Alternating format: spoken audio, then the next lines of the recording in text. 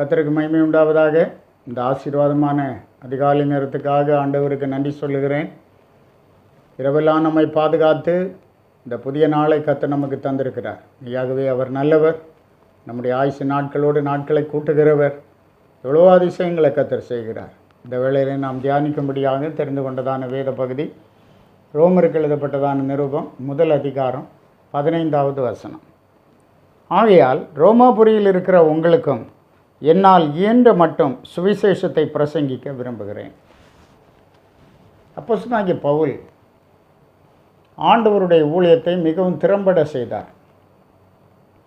அது நான் அல்ல, எனக்குள்ளே இருக்கிற கிருபையே அப்படி செய்தது.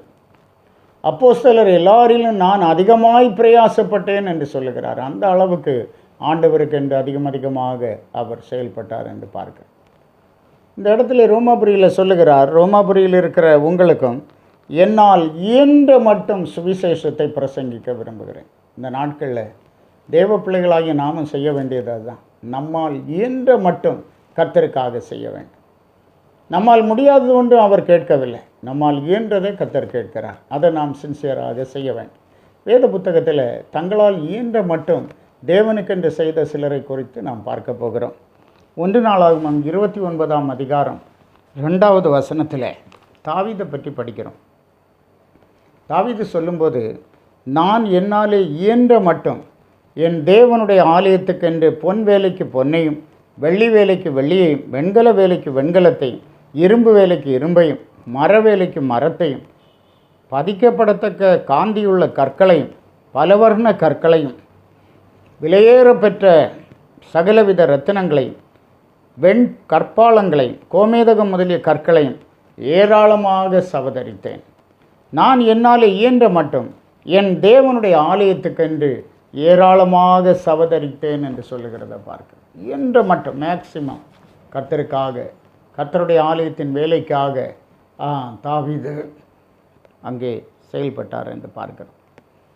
பாருங்கள், இன்னும் நாம் வேதத்தில் பார்க்கிறோம். ஆதியாகமம் 31ஆம் அதிகாரம் 6ஆம் வசனத்தில் யாக்கோபு தன் மனைவிகளாகிய ராகேலையும் லேயாளையும் அழைத்து சொல்லுகிறான், என்னால் இயன்ற மட்டும் நான் உங்கள் தகப்பனுக்கு ஊழியம் செய்தேன் என்று நீங்கள் அறிந்திருக்கிறீர்கள் என்கிறான்.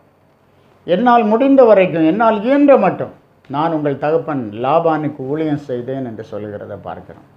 பாருங்கள், இன்னும் கூட மார்க் 14ஆம் அதிகாரம் 8ஆம் வசனத்தில் பெத்தானியாவில் குஷ்டரோகியின் வீட்டில் இயேசு வந்தபோது ஒரு ஸ்திரீ விலையேற பெற்ற வெள்ளைக்கல் பரணியில் இருந்த தைலத்தை உடைத்து அவருடைய சிரசிலை ஊற்றினாள் என்று பார்க்கிறோம். இப்போது பலவிதமான முறுமுறுப்புகள் உண்டானது. இதை தரித்திரருக்கு கொடுக்கலாமே என்றெல்லாம் சொன்னார்கள். ஆனால் இயேசு சொன்னார், இவள் தன்னால் இயன்றதை செய்தாள். நான் அடக்கம் பண்ணப்படுவதற்கு எத்தனமாக என் சரீரத்தில் தைலம் பூச முந்திக் கொண்டாள் என்று சொல்லுகிறார். இவள் தன்னால் இயன்றதை செய்தாள். இந்த காலை நேரத்திலும் கூட, ஆண்டவரே என்னால் இயன்றதை நான் உமக்கு செய்ய எனக்கு பலன் தாரும் ஆண்டவரே, எனக்கு கிருபை தாரும் ஆண்டவரே, அதற்கேற்ற ஒரு ஞானத்தை தாரும் ஆண்டவரே என்று கர்த்தரிடத்தில் கேட்போம். நிச்சயமாக கர்த்தர் நமக்கு அருளை செய்வார். நம்மால் இயன்றதை நாம் திட்டமாக கர்த்தருக்கென்று செய்ய கடமைப்பட்டுள்ளோம் என்கிறத மறந்துவிடக்கூடாது. ஜெபிப்போம். எங்களை பலப்படுத்தி உமக்கென்று பெரிய காரியங்களை செய்ய வைக்கிற எங்கள் அன்பின் ஆண்டவரே, உம்மை நாங்கள் துதிக்கிறோம். பரிசுத்தாவியானவர் உங்களிடத்தில் வரும்போது நீங்கள் பலப்படுவீர்கள், சாட்சிகளாயிருப்பீர்கள் என்று சொன்னீர் ஆண்டவரே.